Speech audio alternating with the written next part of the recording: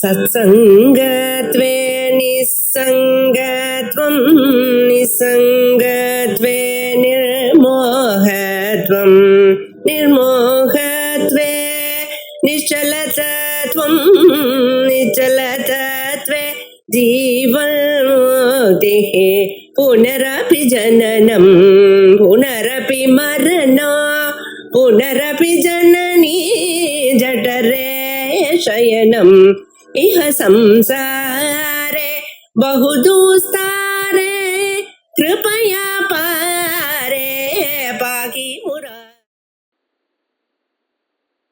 सदाशिवसमारम्भाम् शङ्कराचार्यमध्यमाम् अस्मदाचार्यपर्यन्ताम् वन्दे गुरुपरम्पराम्। नारायणः परो व्यक्तादण्डमव्यक्तसम्भवम् अन्तस्यान्तस्तु मे लोका सप्तद्वीपा च मे दिवे।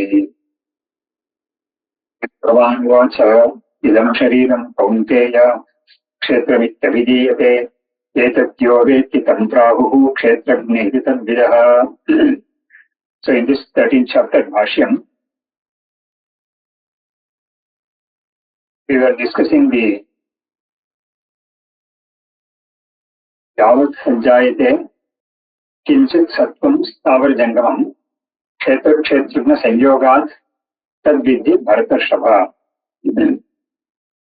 So in this shloka, what it means is Yavat Sanjayate Kinchit Sattvam Stavar Jangamam. What is born, whether it is moving or unmoving, all that is because of the mixing up of the kshetram and the kshetrajna. Actually, the two cannot mix up at all because they are of completely different nature. The mixing up is impossible, but yet the Vedanta Shastra says that the coming into being jivas, that is the embodiment of jivas, clearly shows us that the kshetram and the kshetrajna, even though they are two different, completely different entities, the coming into being of the jiva shariram is only because of the wrong identification of the kshetrajna with the kshetra. So that's what the shloka means. So here, the discussion was initiated by Bhagavad Gita, and he said that unless adhyasa is there, kshetra sanyoga is definitely a contact. Actually, sanyoga means literally contact, physical contact. But then the contact, such a contact is impossible because kshetrajna, that is the pure consciousness, it cannot contact with anything because it is not a physical object. So that being the case, the contact, what is mentioned here is actually adhyasa, that is the wrong identification. That's what is meant by the term sanyoga here. And Bhagavad Gita gives the example of rajashuktikadina viveka jnana abhavat. That is, the raju is the rope and the sarpa is the one which is superimposed on it. And shuktika is the shell and silver is superimposed for that. So these things happen only because of the non-discrimination at that juncture between the rope and the snake and the shell and the silver.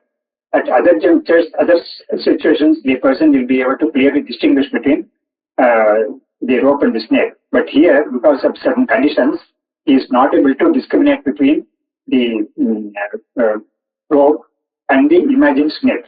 So here what is happening is, the rope is what he is actually seeing with his eyes, but not recognizing it as rope because of some reasons like insufficient light or sufficient some defect in his eye and all that. He is not able to see the rope as rope and imagines it as snake. So this is also the wrong non-discrimination between the actual thing there and the thing imagined is resulting in the error. So saha ayam adhyasa swarupaha kshetra kshetrajna sanyogaha mithya jnana lakshanaha. So Bhagavad Gita very clearly declares here that this adhyasa swarupaha, that is Kshetra Kshetragna Sanyogaha. The Sanyoga, there is a contact between the Kshetram, that is the inner Prakriti, and Kshetragna, that is the sentient pure consciousness. The contact between these two is of the nature of Adhyasa. Adhyasa Swarupa, Kshetra Kshetragna Sanyogaha, and it is of the nature of wrong knowledge. That is Mithya Jnana Lakshanaha. Mithya Jnana is Mithya cha tad Ajnanam cha Mithya Jnanam. So Ajnanam is there, and that Ajnanam is qualified to be Mithya. It is not real. If it were real, then that Ajnana would not have gone at all, would not be going at all out of because of right knowledge. So it is Mithya Ajnanam. It's not here plain Ajnanam, it is Mithya. That Ajnanam is Mithya. Then Bhagavad Gita continues here. Yatha Shastram Kshetra Kshetragna Lakshana Bheda Parijnana Purvakam Prag Darshita Rupat Kshetrat Munjadiva Ishikam Yatokta Lakshanam Kshetram Pravibhachya Nasatan Nasadichyate Janena Grasta Sarvopadi Vishesham Neyam Brahmaswarupena Pashiti. So the remedial jnanam is being spoken of here. The error occurred because of taking the sarpa, that is a serpent, and the rope as one, that is as non-different. See, here there is a paradox kind of thing. In Advaita Vedanta, taking something as different from one another is the cause of ajnana, cause of samsara, and the remedy is to see everything as one. But here, in this kind of a case, it is the opposite. Taking the rope and the snake to be the same or one non-different is the cause of samsara, and the remedial knowledge is knowing clearly that the rope is completely distinct from the snake. So that knowledge of Veda Jnanam is required here, whereas Aveda Jnanam is the cause of samsara or error or Brahma, and Veda Jnanam is the remedial one here. So this is one thing we can note. So Yatha Shastram is as the Shastra teaches us to discriminate between the Prakriti and the Purusha. The discrimination between Prakriti and Purusha is not known through any other source than the Vedanta Shastra. So Yatha Shastram Kshetra Kshetragna Lakshanam Veda Parijnana Purvakam. So the Veda between the Kshetram and the Kshetragna, Veda Parijnana and Lakshana, that is the Lakshana of Kshetram and the Lakshana of Kshetragna has to be known, and the distinction between these two has to be clearly discerned, clearly known. Veda Parijnana Purvakam Prag Darshita Rupat Kshetrat.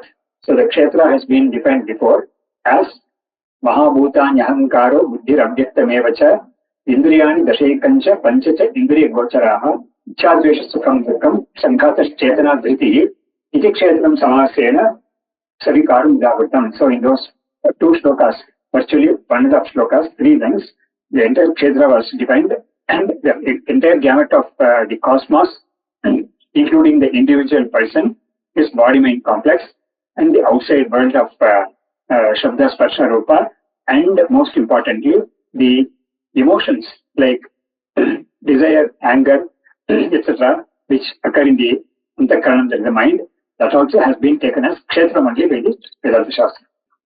Kshetram, that is inner Prakriti. So, Yathatashita Rupat Kshetrat Munjadiva Ishikam Yathokta Lakshanam Kshetragnam Tarivajya. Very carefully Bhagavad Gita is giving so much of information here. He is giving the analogy of separating or extracting the pit portion of the from the grass called munja. So munja is a grass, and in it, by making a lateral section, a person will be able to extract the pit. The pit is the one which runs through the munja grass, and it will be a very soft one, and it has to be very carefully removed. And if there is any mistake, then what happens? The soft, pithy part, that is the ishika, will break or it will be damaged. So, Munjadiva Ishika. So here the idea is that Kshetram is the Prakriti part, and the Ishika is the Kshetrajna, that is the Chaitanya. So the Chaitanyam has got mixed up with the Prakriti body-mind complex, and here it has to be very carefully discriminated it's an intellectual exercise. No physical separation is possible at all, and it has to be very carefully done because any mistake in this separation can lead to the person concluding that the mind or the ego, which are also appearing as sentient entities, they can be mistakenly taken to be the self. So that is why he is making so much of caveats here. So, or it has to be very cautiously done. Jadiva Ishikam, Yatokta Laksham Kshetram, Kshetrajnam Pravibhajya. So the Kshetram or Kshetrajna, Kshetram has been defined, and the Kshetrajna also has been defined, and the shloka of the Kshetrajna has been cited here by Bhagavad Gita from this chapter itself. Na sattam nasuduchyate maha. This Kshetrajna, Anadimat Param Brahma, Nasattan Nasuduchyate. So it is Anadimat Param Brahma. It is neither stated to be Sat nor Asat. And the Sat and Asat, they belong to the two categories are possible only in created things. Like, for example, a pot before it's created or produced cannot be said to be Sat, existent, and after its destruction also it cannot be said to be existent. So that way Brahman can never be said to be existent in that manner. And naturally Brahman will never go out of existence, so it is not Asat also. So na sattan na suchyate ityanena nirasta sarvopadi vishesham. So what this shloka means there is that Brahman is totally free from all upadis. Ityanena nirasta sarvopadi vishesham gneyam, that is the gneyam, that is the one to be known, realized. And how? Brahma Swarupena. So that Kshetrajna, see, Bhagavad Gita is indicating in no unmistakable terms the Mahavakya here. So the shloka itself, this chapter started with the statement that this body or the Kshetram is the one which is the object, and the subject which is aware of the body object is Kshetrajna, and that is the sentient part of it, that is the pure consciousness. And the second shloka, Bhagavan said that Kshetrajnam chapi maam vidhi sarva kshetreshu bharata. So in every body is available the knower of the body. So the knower of the body is not somewhere outside the body, it is inside the body only, and it is the one which is illuminating the entire body-mind complex, and through that the outside world also. So this Kshetrajna is the sentient part of it, and the one has to be one. So very clearly in the second shloka clearly stated that the Kshetrajna is the Jiva, and also that it is non-distinct from Brahman, because Bhagavan says that Kshetrajnam chapi maam vidhi sarva kshetreshu bharata. That is, in every body, the consciousness principle obtaining in every body is not different from me, the Brahman. So here Bhagavad Gita is recalling that, and very nicely says that the Kshetrajna has to be known to be Brahman. So Brahma Swarupena ya pashyati. So aham Brahmasmi, that jnanam is required here. Kshetram cha Maya nirmita hasti swaruptapna sapnadishta vastu gandharva nagaradivat asadeva sadiva avbhasate iti evam nishchita vijnanaha yaha tasya yatokta samyak darshana virodhat apagachyati nityajnanam. So the entire spiritual journey is being encapsulated by Bhagavad Gita in these 2-3 lines. So Brahma Swarupena yaha pashyati and Kshetrajna. So here there are 2 things involved here. Kshetrajna should be known to be non-different from oneself and non-different from Brahman, and the Kshetram should be known to be non-existent. So Kshetram cha, he is giving so many analogies for that. It is so here. It is not something like the barren woman's son or the Gagana Kusuma or the other analogies are given, like a hair's horn and all that. No, they are all absolutely non-existent, so they cannot even appear to be existent. Whereas these things which Bhagavad Gita gives us analogy, Maya nirmita asti, that is, a magician creates an elephant for the people to see, the spectators to see and enjoy. So they will be awestruck when this person creates an elephant where there was nothing at all on the road there before. So Maya nirmita asti. then swapna drishta vastu. So whatever objects seen in the dream, upon waking, they will be known to be non-existent even when they were perceived. The same case with this Maya Nirmata Hasti also.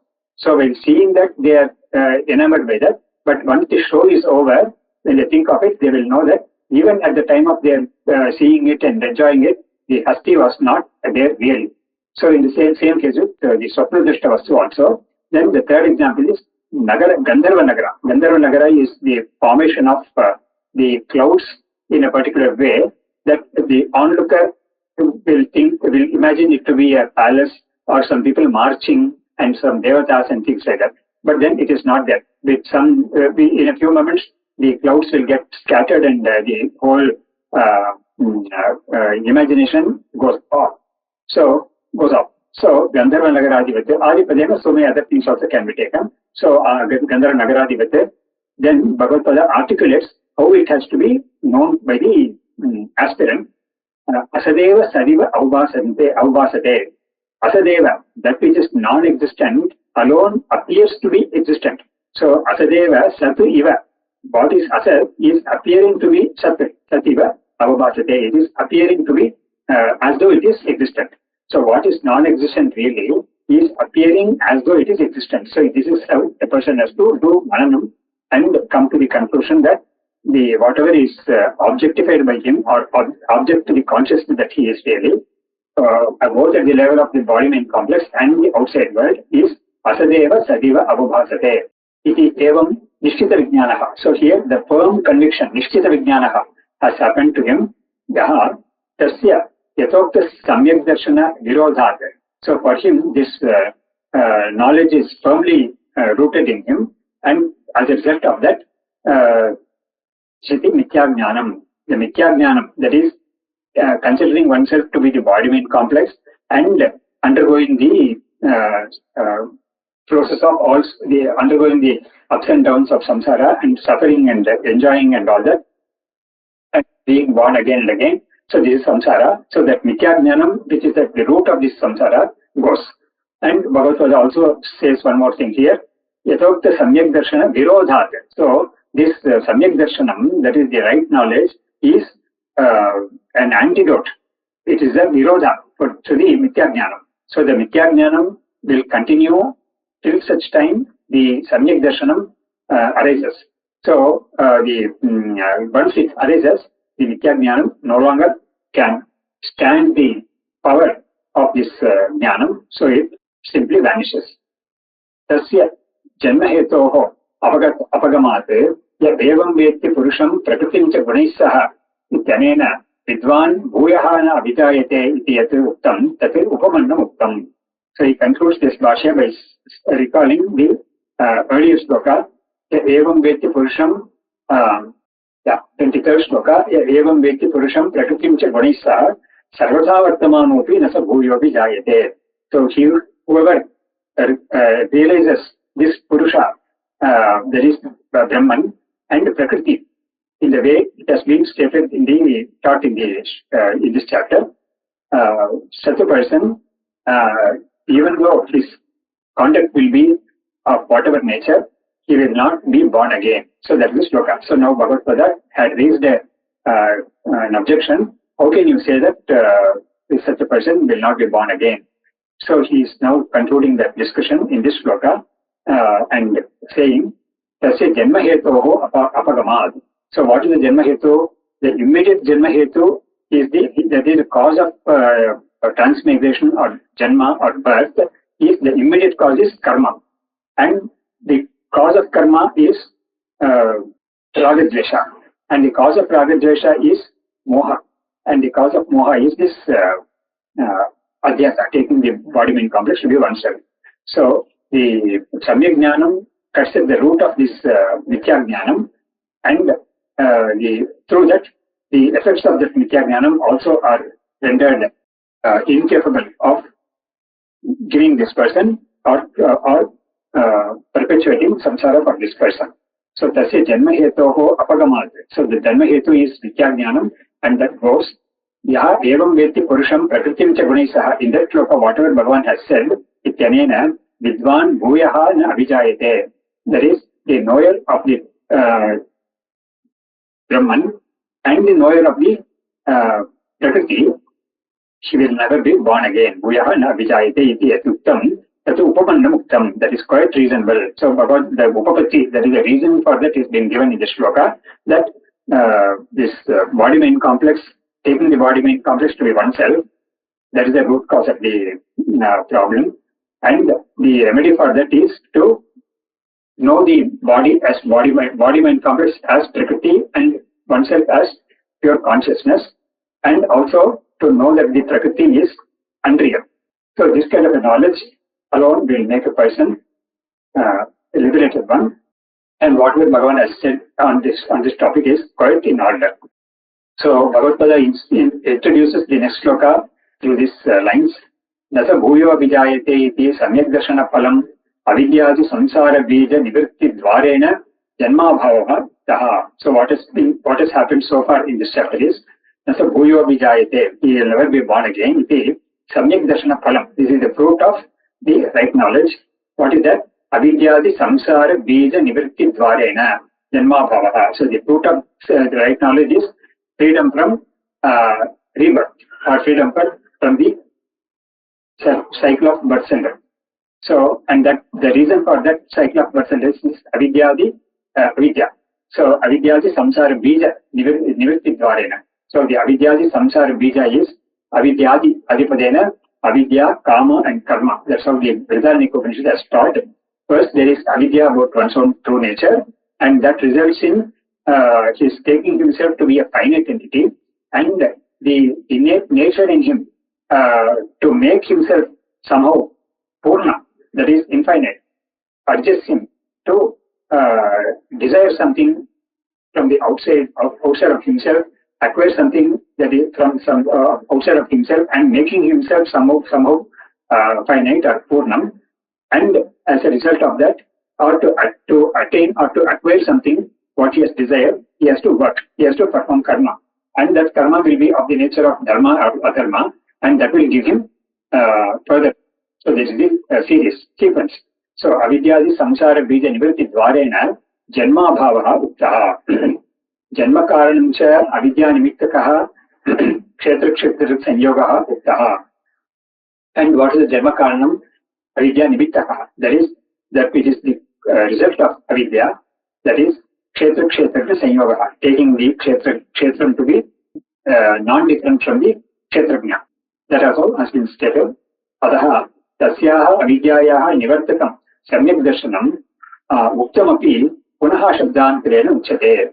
So tasyaha avidyayaha nivartakam samyak darshanam, the right knowledge which has been stated as the dispeller of the wrong knowledge, avidya or the ignorance, even though it has been stated before, it is being stated again. Punaha shabdantarena uchyate, in different words are rephrased. The whole thing, what has been stated before, is rephrased here in this shloka.